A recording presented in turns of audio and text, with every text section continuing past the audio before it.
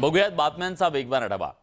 कसबा आणि चिंचवड पोटनिवडणुकीबाबत उद्या निर्णय घेण्यात येणार असल्याचं मवियानं आज स्पष्ट केलंय।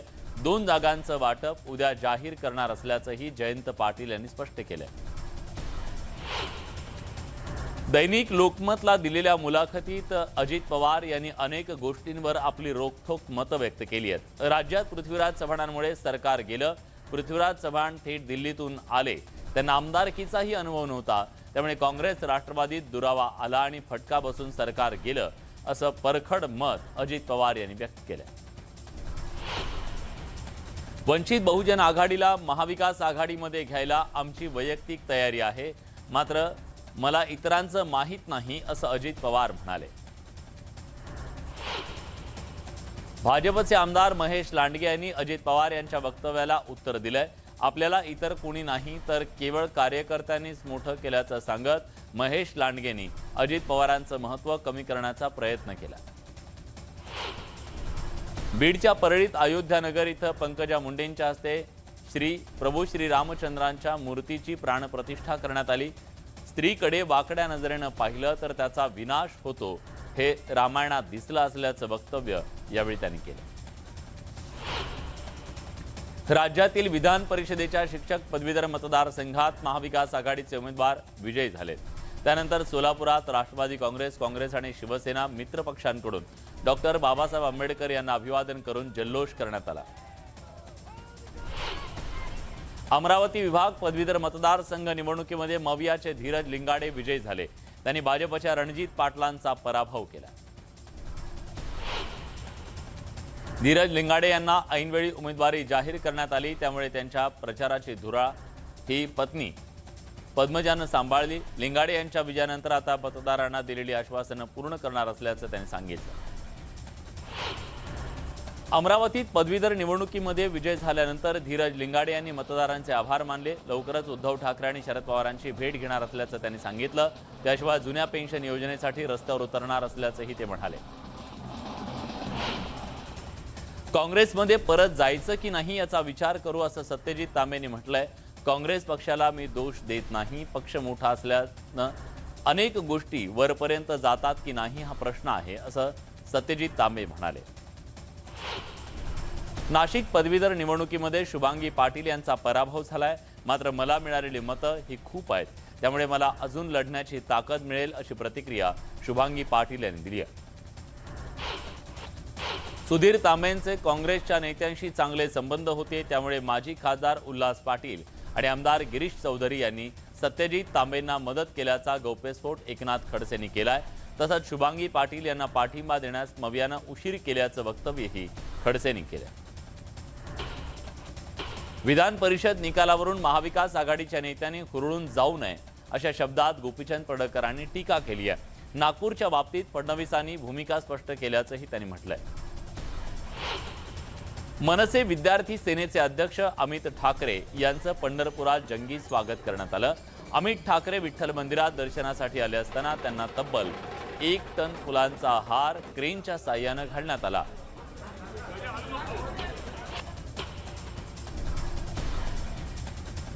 मनसेचे नेते अमित ठाकरे पंढरपूर दौऱ्यावर आहेत। यावेळी त्यांनी विठ्ठल रुक्मिणीचं दर्शन घेतलं। मी देवाकडे काही मागत नाही, मात्र देवदर्शनामुळे ऊर्जा मिळते, असं अमित ठाकरे म्हणाले। मुख्यमंत्री एकनाथ शिंदेंनी सेवाग्राम इथल्या बापू कुटीला आश्रमाला भेट दिली। यावेळी त्यांनी सेवाग्रामचा विकास करण्यात येणार असल्याचं सांगितलं। वर्ध्यात मुख्यमंत्री एकनाथ शिंदेंच्या हस्ते बाळासाहेबांची शिवसेनेच्या कार्यालयाचं उद्घाटन करण्यात आलं। दरम्यान हे सरकार सर्व घटकांच्या समस्या सोडवण्यासाठी तत्पर असल्याचं मुख्यमंत्र्यांनी म्हटलंय। वर्ध्याच्या ठाकरे मार्केट परिसरात त्यांनी शिवसेना शाखेचं उद्घाटन केलं। वर्ध्यात भारतीय मराठी साहित्य संमेलनामध्ये मुख्यमंत्री एकनाथ शिंदेंचं भाषण सुरू असताना वेगळ्या विदर्भाची घोषणाबाजी करण्यात आली। दरम्यान घोषणाबाजी करणाऱ्यांना पोलिसांनी ताब्यात घेतलं। जालन्यात क्रिप्टो करन्सीमध्ये झालेल्या कोट्यवधी रुपयांच्या घोटाळ्याप्रकरणी सायबर क्राईम पोलिसांनी मोठी कारवाई केली आहे। पुण्यातून क्रिप्टो करन्सीचा प्रमोटर सय्यद इरफानसह 4 जणांच्या पोलिसांनी मुसक्या आवळल्या। नंदुरबार जिल्ह्यात दुधवे गावच्या परिसरात सागवान लाकडांचा अवैधरित्या लपवण्यात आलेला साठा सापडलाय। नवापूर वन विभागाच्या पथकानं अवैध लाकूड तस्करी करून लपवून ठेवण्यात आलेल्या सागवान लाकडाच्या विरोधात मोहीम हाती घेतली। दौंड नगर परिषदेचा भोंगळ कारभार समोर आलाय। अग्निशमन दलाचं वाहन गेल्या 2 महिन्यापासून गॅरेजमध्ये बंद अवस्थेत पडून आहे। दौंडमध्ये आगीची दुर्घटना घडल्यास बाहेरील अग्निशमन दलाच्या वाहनांवर विसंबून राहावं लागतं। धुळे महापालिकेचे महापौर प्रदीप करपे यांनी महापौर पदाचा राजीनामा दिल्यानंतर आता रिक्त झालेल्या जागेसाठी 8 फेब्रुवारी रोजी महापौर पदाची निवडणूक होणार आहे। जिल्हाधिकारी शर्मा यांच्या अध्यक्षतेखाली विशेष सभेचं आयोजन करण्यात आलं असून नवीन महापौरांची निवड केली जाणार आहे। नांदेड जिल्ह्यातल्या लोहा तालुक्यातल्या जामगाव शिवणी इथं खासगी साखर कारखान्याच्या प्रदूषणामुळे गावकरी त्रस्त झालेत। कारखान्यातून निघणाऱ्या प्रदूषित पाण्यामुळे स्थानिकांना त्रास सहन करावा लागतोय। राजकीय दबावामुळे कुठलीही कारवाई होत नसल्याचा आरोप स्थानिकांकडून केला जातोय। बीडच्या परळी शहरात राखेच्या प्रदूषणामुळे परळीकरांचा श्वास गुदमरतोय। तसंच राखेच्या प्रदूषणामुळे रोड अपघातांचं प्रमाण सुद्धा वाढलंय। हजारो टन राखेची विल्हेवाट लावण्यात प्रशासन अपयशी ठरलंय। राखेच्या प्रदूषणापासून आमची सुटका करा अशी मागणी परळीचे नागरिक करतायत। जड वाहनांना प्रवेश बंदी असताना देखील नांदेड शहरातून सर्रासपणे जड वाहनांची वाहतूक सुरू आहे। जिल्हाधिकाऱ्यांनी सकाळी 9 ते रात्री 9 पर्यंत जड वाहनांना शहरात प्रवेश बंदी केली आहे, तरीही पोलिसांकडून कारवाई केली जात नाहीये।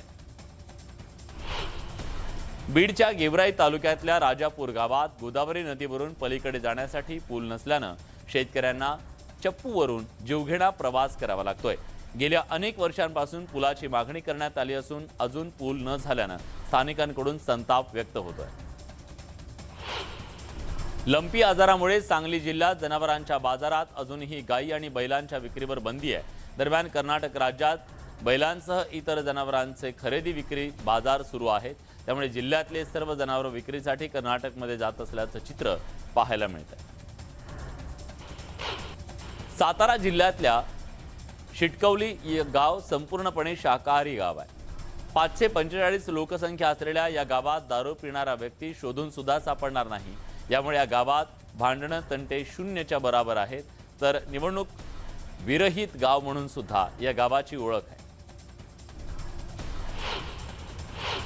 दारूची तल्लफ झाल्यामुळे एसटी महामंडळाची बस साईडला थांबवून जाणाऱ्या वाहकावर कळंब बस डेपोनं कारवाई केली आहे। न्यूज 18 लोकमतच्या बातमीनंतर कळंब आगार व्यवस्थापक कारवाई करण्यात आली आहे। दारूची तल्लफ शमवण्यासाठी या कंडक्टरनं प्रवाशांचा खोळंबा केला होता। अमरावती पदवीधर मतमोजणी केंद्रावर मतमोजणी करणारे अधिकारी शाहूराव खडसे यांचा हृदयविकाराच्या झटक्यानं मृत्यू झालाय। रात्री अचानक छातीत दुखत असल्यानं त्यांचा मृत्यू झाला। येवल्यात रात्रीच्या वेळी घरासमोर असलेली एक बाईक चक्क आपोआप सुरू झाली आणि काही अंतरावर गेल्याचा प्रकार समोर आला। नेमकी ही बाईक कशी सुरू झाली यामागचं कारण मात्र कळू शकलेलं नाही। बुलढाणा जिल्ह्यात वाढदिवसानिमित्त एका शिवसैनिकानं उद्धव ठाकरेंना आपल्या रक्तानं भावनिक पत्र लिहिलं। हेही दिवस निघून जातील आणि येणारा काळ हा शिवसेनेचा असेल असा आशय या पत्राचा। सामाजिक आणि आर्थिकदृष्ट्या मागासलेल्या विद्यार्थ्यांना मागास विभागातून अर्ज करण्याची मुभा देणारा शासन निर्णय मॅटनं अवैध ठरवलाय। दरम्यान यामुळे राज्य सरकारसह मराठा समाजाला मोठा धक्का बसल्याची प्रतिक्रिया विनोद पाटलांनी दिली आहे। बनावट कागदपत्र देऊन टेंडर मिळवणाऱ्या शासकीय कंत्राटदार डीबी कन्स्ट्रक्शनवर कारवाई करण्यात आली आहे। या ठेकेदाराला ब्लॅकलिस्ट करा असे आदेश सार्वजनिक बांधकाम विभागाने दिले। कन्स्ट्रक्शनचे मालक डॉक्टर बाबू जोगदंड हे आमदार संदीप क्षीरसागर यांचे निकटवर्ती असून कारवाईमुळे बीडमध्ये एकच खळबळ उडाली आहे। सिंधुदुर्ग जिल्ह्यातल्या देवगड अर्बन कोऑपरेटिव्ह बँकेच्या निवडणुकीत विरोधकांना धूळ चारत आमदार नितेश राणे पुरस्कृत भाजपच्या 8 तर राष्ट्रवादी काँग्रेसच्या 5 उमेदवारांच्या शिवम पॅनलनं 13 पैकी 12 जागांवर विजय मिळवलाय। सर्व सदस्यांचा आमदार नितेश राणे यांच्या हस्ते सत्कार करण्यात आला। पालघरमध्ये न्यूज 18 लोकमतचा इम्पॅक्ट दिसून आलाय। मुंबई वडोदरा द्रुतगती महामार्गाच्या उभारणीवेळी भूसुरुंग स्फोट केल्यानं स्थानिक नागरिकांच्या घरांचं नुकसान झालं। याबाबतचं वृत्त दाखवल्यानंतर जिल्हाधिकाऱ्यांनी पालघर आणि डहाणू तहसीलदारांकडून नुकसानीचे अहवाल मागवले, तसंच ठेकेदारांना भरपाई देण्याचे आदेश दिले। बीडच्या माजलगाव नगरपालिकेत गेल्या 2 वर्षापासून झालेल्या भ्रष्टाचाराची चौकशी करण्यासाठी राज्यस्तरीय समिती नगरपालिकेमध्ये दाखल झाली। समितीनं महत्त्वाची कागदपत्र ताब्यात घेतली आहेत। चौकशी सुरू झाल्यानं घोटाळेबाजांचे धाबे दड आणले। महाराष्ट्र लोकसेवा आयोगानं कृषी सेवा मुख्य परीक्षेचा अभ्यासक्रम बदलल्यानं गेल्या 10 दिवसापासून कृषी पदवीधरधारक विद्यार्थ्यांनी आंदोलन सुरू केलं। मात्र या आंदोलनाकडे सरकारचं दुर्लक्ष झालं असून याच्या निषेधार्थ विद्यार्थ्यांनी प्रातिनिधिक स्वरूपात मुंडन आंदोलन करत सरकार आणि आयोगाचा निषेध केलाय। मिरज सांगली रस्त्यावर गतिरोधकांमुळे वाहनधारकांना जीव गमवावा लागतोय। सार्वजनिक बांधकाम विभागानं गतिरोधक न हटवल्यास सुधार समिती कार्यकर्ते स्वतः गतिरोधक हटवतील असा इशारा समितीनं दिलाय। स्टॉल धारकांचं पुनर्वसन करण्यात यावं यासाठी स्टॉल धारकांनी वैभववाडीत उपोषण केलं। अनधिकृत असलेल्या स्टॉल धारकांना नगरपंचायतनं नोटीस बजावली आहे। दरम्यान या नोटीसीनंतर स्टॉल धारकांनी उपोषण केलंय। शेतकऱ्यांच्या कापसाला भाव मिळत नसल्यानं ठाकरे गटाच्या वतीनं पाचोऱ्यात तहसील कार्यालयावर मोर्चा काढण्यात आला। कापसाला 10,000चा भाव द्यावा अशी मागणी ठाकरे गटाच्या वतीनं आंदोलनाच्या माध्यमातून करण्यात आली। मुक्ताईनगर तालुक्यातल्या पोलिसांच्या वतीनं केंद्र सरकारच्या SPC कायदेविषयक मार्गदर्शन शिबिर आयोजित करण्यात आलं। या शिबिरात विद्यार्थ्यांच्या मनातील पोलिसांसंदर्भातली भीती काढण्यात आली, तसंच पोलीस प्रशासन कशा पद्धतीनं काम करतं या संदर्भातली माहिती देण्यात आली। पोलिओमुळे दोन्ही पाय अपंग असलेल्या राजापुरातल्या अजय नारकर यांनी लाकडी फर्निचर कामात विशेष प्रावीण्य मिळवलंय। पाय अपंग असले तरी सुद्धा ते आपल्या पायावर खंबीरपणे उभे राहिले। इतकंच नाही तर इतर दोघांनाही त्यांनी रोजगार मिळवून दिला। नंदुरबार जिल्ह्यातल्या असलोद गावातल्या 8 वर्षीय दिव्यांग गणेशची संघर्ष गाथा समोर आल्यानंतर त्याच्या मदतीसाठी अनेकांचे हात पुढे येत आहेत। उद्धव ठाकरे गटाच्या वतीनं गणेशच्या पुढील सर्व शैक्षणिक खर्चाची जबाबदारी स्वीकारण्यात आली आहे।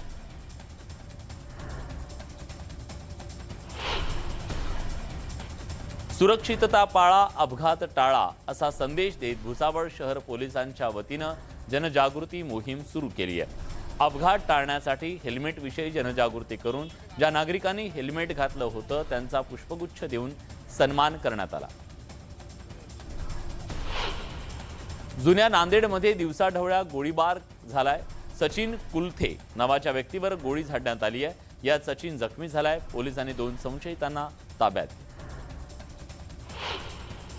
नांदेडमधील ऑनर किलिंग प्रकरणातल्या 5 आरोपींच्या पोलीस कोठडीत आणखी 3 दिवसांची वाढ करण्यात आली आहे। नांदेडच्या लिमगाव पोलीस ठाण्याच्या हद्दीत एका तरुणीची हत्या करून तिचा मृतदेह शेतात जाळून टाकण्यात आला होता। या प्रकरणात आरोपीच्या पोलीस कोठडीत वाढ करण्यात आली।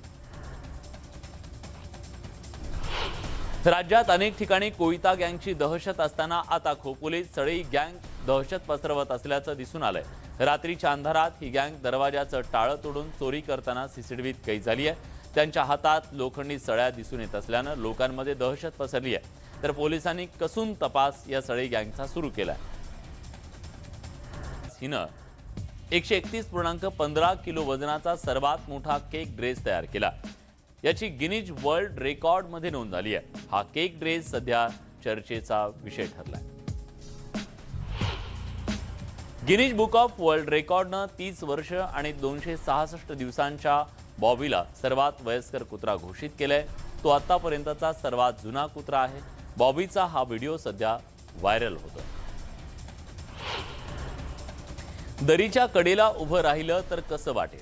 हजारो फूट उंचीवरील एका कड्यावरून ही ट्रेन जाते, तेव्हा त्यात बसलेल्या प्रत्येक प्रवाशाला थरारक आणि तितकाच भीतीदायक अनुभव घेता येतो। या ट्रेन राईडचा व्हिडिओ सध्या व्हायरल होतोय।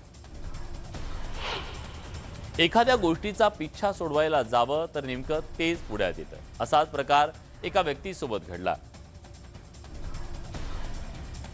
अशा फिती लावलेल्या असताना सुद्धा तो ओल्या सिमेंटवर पाय देऊन जातो आणि त्यानंतर वाचण्यासाठी पुढे पुन्हा तीच चूक करतो.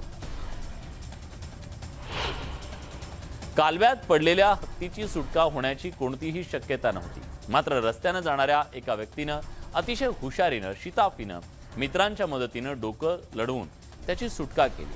ही घटना श्रीलंकेतली असल्याचं सांगितलं जात आहे.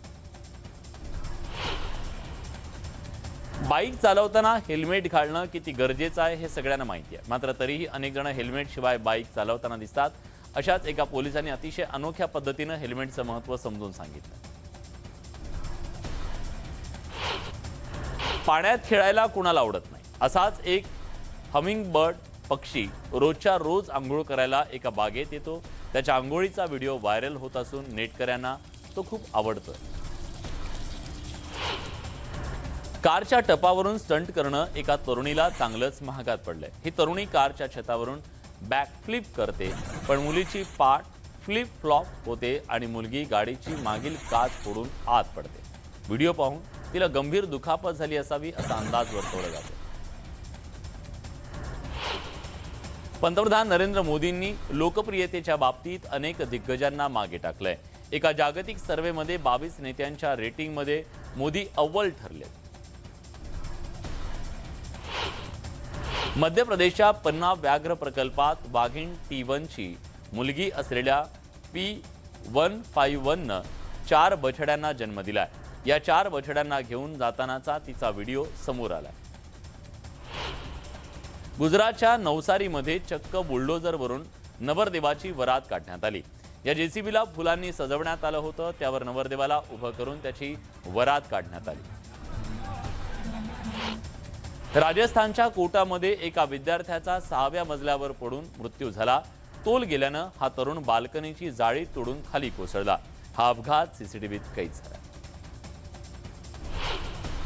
दक्षिण आफ्रिकेच्या लोकलेखा समितीचे अध्यक्ष मखोलेको हर्लेगवा यांच्या नेतृत्वाखाली शिष्टमंडळानं संसद भवनात संकुलामध्ये लोकसभा अध्यक्ष ओम बिर्लांची भेट घेतली. यावेळी वेगवेगळ्या विषयांवर त्यांच्यात चर्चा झाली. रितेश आणि जेनेलिया देशमुख यांच्या लग्नाचा आज 11वा वाढदिवस आहे. या निमित्तानं जेनेलियानं खास रील शेअर केली. यावर चाहत्यांनी दोघांना शुभेच्छा दिल्या. छोट्या पडद्यावरील प्रसिद्ध कपल देवीना बॅनर्जी आणि गुरमीत चौधरी नेहमीच त्यांची पर्सनल लाईफ सोशल मीडियावर चाहत्यांसोबत शेअर करत असतात. देवीनानं काही महिन्यांपूर्वीच आपल्या दुसऱ्या गोंडस मुलीला जन्म दिलाय. दुसऱ्या मुलीचा जन्म झाल्यानंतर चाहत्यांना मुलीचा चेहरा पाहण्याची उत्सुकता होती. नुकताच या कपलनं आपल्या दुसऱ्या मुलीचा चेहरा रिव्हील केलाय. हे फोटो सध्या सोशल मीडियावर व्हायरल होत आहेत. नुसरतचं लेटेस्ट फोटोशूट मोठ्या प्रमाणात व्हायरल होत आहे. या अवतारात ती खूप ग्लॅमरस दिसतेय. चाहत्यांनी तिचं कौतुक करत अनेक कमेंट्स केल्या. विद्या बालननं फोटोशूटचा एक व्हिडिओ आपल्या इन्स्टा अकाउंटवर शेअर केलाय. तिच्या या लुकवर चाहते घायाळ झाले. प्राजक्ता माळीनं एक नवं फोटोशूट केलं. यात तिचा एथनिक लुक अनेकांचं लक्ष वेधून घेतंय. तिच्या या लुकवर चाहत्यांनी कमेंट्सचा वर्षाव केला. सायली संजीवनं आपलं नवं फोटोशूट शेअर केलंय. नाकात नथ, केसात गजरा, तिच्या या लुकनं सगळ्यांचं लक्ष वेधून घेतलंय. या पोस्टवर चाहत्यांनी वेगवेगळ्या कमेंट्स केल्या. या सगळ्या बातम्यांसोबत बुलेटिनमध्ये आपण इथेच थांबतोय. ताज्या घडामोडींसाठी बघत रहा न्यूज 18 लोकमत.